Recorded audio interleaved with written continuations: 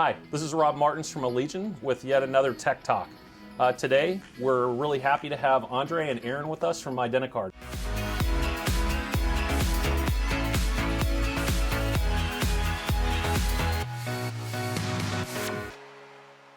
Welcome. Thank you. Well, thanks for having us. No, we're happy to have you. So, IDenticard has been a great alliance partner for Allegion, and you guys are disruptors in a very, very dynamic space. Could you talk about just a little bit about what IDenticard does, please? Sure. So we have been in business for over 40 years today, and we have been access control.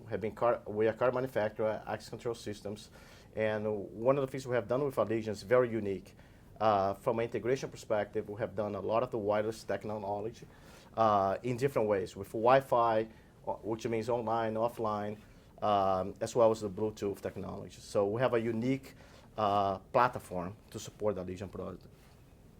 Right. So with the Allegion products, the Engage platform, we've really just jumped on that product line because we see the benefit of working with a company like Allegion, being a market leader in that regard, and us being an access control leader was just a great fit. So we've really incorporated all of the aspects of the Engage platform, from the offline lock, like Andre said, all the way to the no tour door on the slide control and the LE. So it gives that customer the one database, the one system to control everything on their property. Well, I know that IDenticard also is very focused on open solutions and open technology and trying to do things that make it easier for the whether it's the end user, facility executive, whoever, to adopt your technology. Can you talk a little bit about that adoption, maybe what you're seeing in the market, whether that be from a business standpoint or a technology standpoint, that you see either helping or hindering things going forward? Sure. So from a business perspective, it has been phenomenal because on the adoption of the Engage platform, we have now people who could afford access control systems now, they'll be able to afford a true access control system. I'll give an example on nursing homes and senior living communities, right? So imagine you have a person from an age perspective trying to open a door with a key, and now they can use the credential. They don't have to find a way to open a door with a key. They use a credential technology to open the door. Some of the other things that are going on are that things are going mobile. So people want to be able to access their information in their hand. Mm-hmm. So IDenticard, we released a mobile app several years ago, and on certain doors you have the ability to actually monitor and control, bring up live video right from your mobile device through our mobile app. Well, it is all about the application of the technology, I suppose, and yes, you guys are obviously very expert in that. Transitioning just slightly, but on the cybersecurity element of some of these things, obviously one of the elements that really impact our industry right now in terms of adoption is just fears around, hey, right, is it secure? Can I trust it to work every time with the same level of security and those types of elements? Can you talk a little bit about your attitudes towards cybersecurity, what you look for in that type of space?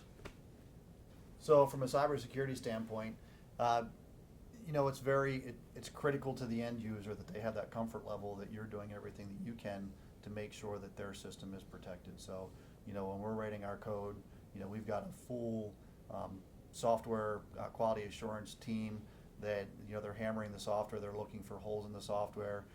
We have APIs that people can use to connect. They're looking at the API to make sure that there are no middleman attacks, things like mm-hmm. that. That's on the core architect of the system, and then as you expand out, making sure that you're using sector data on a card to gain access to an area through a reader. You're not just reading a serial number based on the customers, how much they want to spend, how much do they really care on the security of the system. So there are definitely levels that we look at, and we're communicating to the end user to make sure they understand the impact of their decisions. And when you live in security, you're living a 24/7 live system out there, mm-hmm. right? So you have to do every day.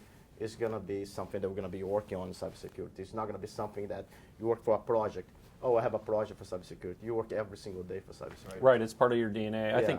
I think that's one of the reasons why Allegion feels strongly about having IDenticard and as an alliance partner for us is we understand the level of effort and attention to detail that it comes to in the construction of your solutions. And we like to think that we have the same mentality. It's not, life safety device is not the Right. place to make these types of mistakes. Right. It's like every line of code that you're writing, you have to understand what's the impact and what are the potential vulnerabilities from an attack. Yep. Absolutely. Well, especially when you're also trying to optimize what you discussed before, which is it's a combination of security, UI, all of these other elements that you're trying to really curate a great experience for people in your dashboard, in your application, and in the installation. It's very holistic in terms of what's going on there.